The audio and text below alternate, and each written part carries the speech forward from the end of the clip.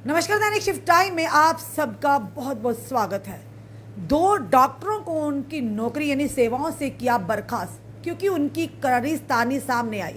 आखिर 14 साल के बाद हमारी सेना पर लगी तोहमत और जिसे हमारी सुरक्षा बलों को बदनाम करने का प्रयास किया गया, कहीं ना कहीं सामने साजिश आई, यानी कि बेपर्दा किया पर्दा उठा दिया गया साजिश के ऊपर से। 14 साल के बाद इस तोहमत को धुल दिया गया।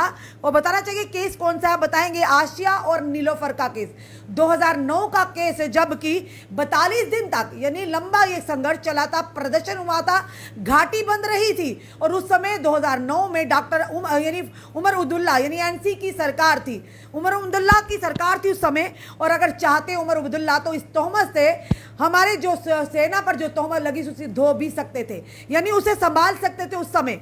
पूरी खबर क्या वो भी बताना चाहेंगे। उस समय ये आवाज उठ रही थी कि दो बहनें या दो महिला, जिनका एक आसिया और नीलोफर, जिनका शव पानी से बरामद हुआ था, और ये भी तोहमत लगाई जा रही थी कि उनके साथ सुरक्षा बलों ने बलात्कार किया, उसके बाद उनकी जान लेकर मर्डर कर उनका पानी में फेंक दिया गया है।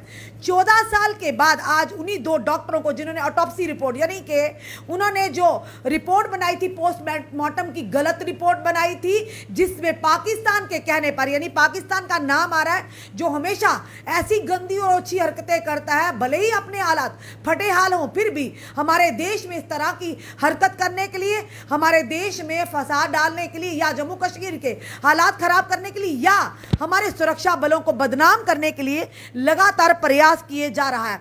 उसी के चलते एक भांडा फोड़ा है कि उन दो डॉक्टरों को, जिनका नाम बताना चाहेंगे बिलाल अहमद यानी दलाल और निगत शाही चुल्लू, इन्हें फिलहाल अपनी सेवाओं से यानी बर्खास्त यानी कि इन्हें टर्मिनेट कर दिया फ्रॉम देयर सर्विस। और बड़ा बड़ा अच्छा कदम है, ऐसे लोगों के साथ ऐसा ही होना चाहिए। पूरी खबर क्या वो भी बताना चाहेंगे कि दो लड़कियां, एक आशिया और नीलोफर, इनकी जो डेड बॉडीज है 29 मई 2009 की बात है, जबकि पानी में मिलती यानी कि इन बच्चियों के गुम होने की खबर होती है, और 30 मई को इनकी जो डेड बॉडीज जो पानी से मिलती हैं। और वही उसी के चलते यानी कि उस समय जो आतंकवाद था वो पीक पर था और सुरक्षा बलों की तैनाती की गई थी। और उसी के चलते जब इनकी डेड बॉडी मिलती है तो काफी सारा वहां पे हंगामा होता है, 42 दिन तक घाटी बंद रहती है। और उमर अब्दुल्ला उस समय नेतृत्व में, उस समय ये सारा जो काम उमर अब्दुल्ला की उस समय सरकार थी। पर कहीं ना कहीं हमारे सुरक्षा बलों को बदनाम करने, और साथ ही साथ बताना चाहेंगे जो डॉक्टर बिलाल अहमद दलाल, और साथ ही साथ बताना चाहेंगे आपको कि जो निगत शाहीन और बताना चाहेंगे कि डॉक्टर निगत शाहीन और बिलाल, इन दोनों ने गलत ऑटोप्सी रिपोर्ट बनाई थी, जिसके चलते हमारे सुरक्षा बल कर्मियों को बदनाम करने और उन्हें चोट पहुंचाने की साजिश रचने की झूठी रिपोर्ट बनाकर गलत तरीके से मृत्युदंड के लिए दोषी ठहराने का आरोप भी लगाया था। यानी कि जो उन्होंने रिपोर्ट बनाई थी, ऑटोप्सी रिपोर्ट बनाई थी, उस समय जो रिपोर्ट डाली थी वो रिपोर्ट ही सही नहीं थी। यानी कुछ भी ऐसा उनके साथ, उन दोनों लड़कियों के साथ नहीं हुआ था, जिसका उस समय उन डॉक्टर्स ने पोस्टमार्टम की रिपोर्ट में उस समय वर्णन नहीं किया था। कोई भी बलात्कार नहीं हुई था, कोई भी उनके जिस्म पर चोटें नहीं आई थी, और जिसके चलते उन्होंने पाकिस्तान की साजिश को मिलकर अंजाम दिया और हमारे सुरक्षा कर्मियों को बदनाम करने का प्रयास किया। 14 साल के बाद ही 2009 से लेकर आज 2023 है, अल्टीमेटली पाकिस्तान बेनकाब हुआ, उसकी साजिश बेनकाब हुई और कहीं ना कहीं विफल हुई। आज हमारे सुरक्षा कर्मियों पर जो दाग लगे थे, उनकी जो ये कि आत्मसम्मान को ठेस पहुंचाई थी, आज कहीं ना कहीं वो धुल गए और उन दो डॉक्टरों को निलंबित किया गया। बहुत बढ़िया बात है, यानी कि उन्हें फिलहाल नौकरी से बर्खास्त टर्मिनेट कर दिया गया। वो इसी लायक है, यानी आप खाते तो देश का है और देश की सेना जो सुरक्षा करती है हमारी, उसी के साथ आप गद्दारी करते हैं, कतई ही बर्दाश्त नहीं किया जाएगा। उसी के चलते बताना चाहेंगे फिलहाल दोनों डॉक्टरों को तो यानी कि उन्हें इतनी साजिश करने, यानी बताएंगे सुरक्षा कर्मियों को बदनाम करने और साजिश रचने की झूठी रिपोर्ट को गलत तरीके से बयान करने के चलते आपने देखा किस कदर उस समय माहौल था। और साथ ही साथ डॉक्टर बिलाल अहमद दलाल पर सीबीआई के आसिया जान के सिर के अगले हिस्से पर लगे घाव को गलत तरीके से कटा हुआ घाव बताने का आरोप लगाया गया है। इसने डॉक्टर पर आसिया जान के मामले में रक्तस्रावी सदमे और कई चोटों के और नीलोफर जान के मामले में न्यूरोजेनिक शॉक के रूप में मौत का गलत कारण बताने का भी आरोप लगाया था।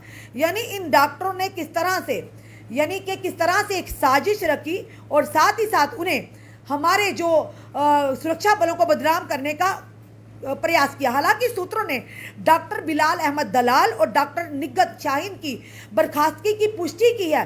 हालांकि इस संबंध में अभी तक आधिकारिक तौर पर कोई बयान नहीं आया। फिलहाल ये जो बड़ी खबर आ रही है कि आखिर गलत का अंजाम जो होता है वो गलत ही होता है, और हमारे सुरक्षा बलों को बदनाम करने की जो भी साजिश करेगा या उन पर कोई भी गलत तरीके से उंगली उठाएगा वो कतई ना ही देश का कानून उन्हें बख्शेगा।